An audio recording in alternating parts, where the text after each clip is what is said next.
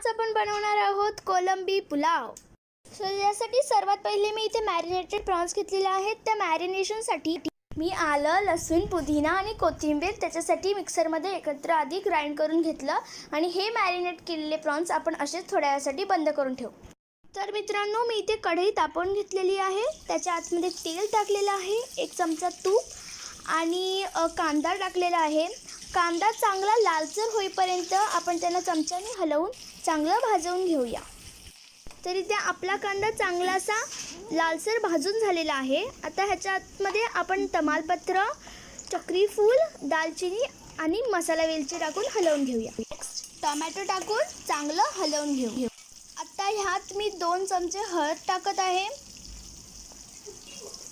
2 चमचे एव्हरेस्टचा मसाला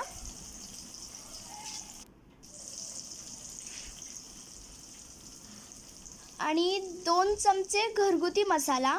आता इथे तुम्ही जो मसाला वापरत असाल तो तुम्ही टाकू शकता तुमच्या तिखटानुसार। चांगलं हलवून घेऊयात आता आपण। आणि त्याच्यानंतरची प्रोसेस म्हणजे आपण मॅरिनेटेड केलेले जे प्रॉन्स होते ते ह्याच्यात टाकून घ्यायचे आहेत आणि नीट मिक्स करून घ्यायचं आहे। हे सर्व एकजीव व्हायला पाहिजे एकत्र व त्याला सर्व बनवलेला मसाला लागायला हवा। आता आपण झाकणी मारून घेऊयात। 5 मिनिटं झालेली आहेत। आता आम्ही झाकण काढून घेतलेलं आहे।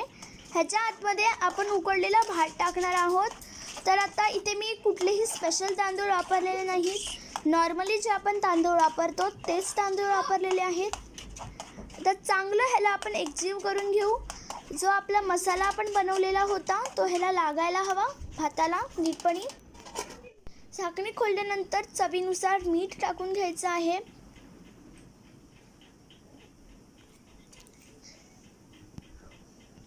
आणि चांगलं हलवून घ्यायचं आहे।